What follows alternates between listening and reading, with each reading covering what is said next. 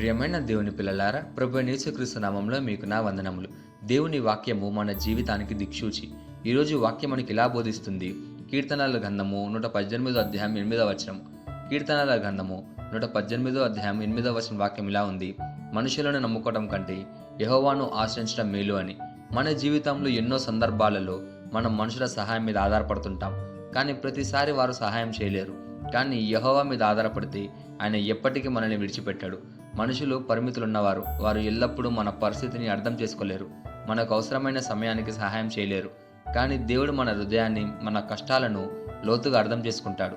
ఆయన మనకు నిజమైన సహాయకుడు. అందుకే మనం ఎదుర్కొంటున్న సమస్యలలో మనుషుల మీద కాకుండా యేసయ్యను ఆశ్రయించమని వాక్యం మనకు బోధిస్తుంది. దీనికి ఒక గొప్ప ఉదాహరణ బర్తిమై. ఎరుకు పట్టణం దగ్గర ఒక అంధుడు, అతని పేరు బర్తిమై. అతను రోడ్డు పక్కన కూర్చొని భిక్షం అడుక్కుంటున్నాడు. అతను యేసయ్య త్రోవలో వెళ్తున్నాడని విన్నాడు. వెంటనే ఇలా అరిచాడు, దావీదు కుమారుడా, యేసయ్య నాపై కరుణ చూపుమని. కానీ యేసయ్య ఏమీ పట్టించుకున్నట్టు వెళ్ళిపోతున్నాడు. అక్కడున్న మనుషులు అతని నిశ్శబ్దంగా ఉండమని గద్దించారు. కానీ వాళ్ళు వాస్తవంగా చేయాల్సిన పని ఏంటి? మన ఊరివాడు పాపం గుడ్డివాడు అని సహాయం కదా చేయాలి. ఎవరికి దయగలిగిద్ది మనల్ని చూసి? ఎవరికి కనికరం కలిగిద్ది మన పరిస్థితిని చూసి? మనకి ఎవరు సహాయం చేయరు. సహాయం చేయకపోగా గద్దిస్తూ ఉంటారు. ఇది మనుషుల స్వభావం. వారు మన బాధను అర్థం చేసుకోలేరు, మనను అడ్డుకుంటారు. కానీ బర్తిమై ఆగలేదు. ఇంకా గట్టిగా మొరపెట్టాడు, దావీదు కుమారుడా, యేసయ్య నాపై కరుణ చూపుము అని. అప్పుడు ఆయనను యేసయ్య పిలిచాడు. పిలిచిన వెంటనే బర్తిమై ఏం చేశాడో తెలుసా? బర్తిమై తన జీవితానికి ఆధారమైన ఆ చేతి కర్రను, అలాగే భిక్షమడిగ గిన్నెను విసిరి అవతల పడేశాడు. ఇప్పుడు అతను యేసయ్య దగ్గరికి వెళ్ళాలి. యేసయ్య కళ్ళు ఇవ్వాలి, తర్వాత కదా అవి పడేయాలి. కానీ అతను అలా అనుకోలేదు. అతను విశ్వసించాడు.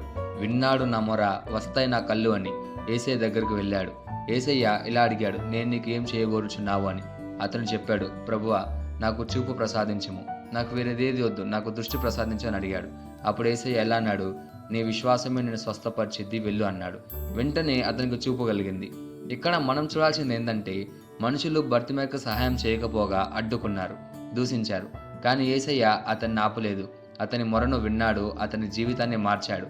కాబట్టి ఈరోజు నీ పరిస్థితి ఎలా ఉన్నా, నువ్వు ఏ స్థితిలో ఉన్నా, మనుషులపై ఆధారపడి వారి ఆశ్రయం కోరుకోవడం కంటే దేవుని ఆశ్రయించడం మేలు. 100 కాదు 1000 సార్లు ఆయన వద్దకు వెళ్ళు. ఆయన తప్ప మన బాధను ఎవరూ అర్థం చేసుకోలేరు. మన బాధను అర్థం చేసుకొని మనకు సహాయం చేయగలిగేది, సహాయం చేసేది ఒక యేసయ్య మాత్రమే. ఈ వాగ్దానాన్ని మన జీవితానికి ఎలా తీసుకోవాలంటే, మొదటిగా మనం ఎల్లప్పుడూ దేవుని మీద ఆధారపడాలి, మనుషుల మీద కాదు. రెండోదిగా ప్రార్థనలో మన సమస్యలను, మార్గాలను దేవుని చేతికి అప్పగించాలి. మూడోదిగా పరిస్థితులు ఎలా ఉన్నా ఆయనను విశ్వసించాలి. నాలుగోదిగా మన విశ్వాసం పరిస్థితులపై ఆధారపడకూడదు, దేవుని వాగ్దానాలపైనే ఆధారపడాలి. ఈ వాగ్దానాన్ని మనం స్వతంత్రించలాగున మనం ప్రార్థన చేద్దాం. మమ్మల్ని మిక్కిలిగా ప్రేమించిన ప్రియా పరలోకపు తండ్రి, నీకే కృతజ్ఞతాస్తుతులు, వందనాలు చెల్లించుకుంటున్నాం ప్రభువా. ఈరోజు నీ వాగ్దానం ద్వారా మాతో మాట్లాడినందుకు నీకే ధన్యవాదాలు చెల్లించుకుంటున్నాం ప్రభువా. మనుషులను నమ్ముకోవడం కంటే నేను ఆశించడమే మేలని మాకు బోధించావు ప్రభువా. బర్తిమైలాగా మేము కూడా నీ కరుణను కోరుతూ నీ సన్నిధిలో నిలబడుతున్నాం ప్రభువా.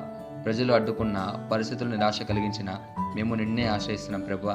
మా సమస్యలను, మా బాధలను, మా మార్గాలను నీ చేతికి అప్పగిస్తున్నాం ప్రభువా. మా విశ్వాసమును బలపరిచి నీ వాగ్దానంలో నిలిచేలా చేయమని ప్రార్థిస్తూ యేసుక్రీస్తు నామములో అడుగుచున్నాం తండ్రి, ఆమేన్.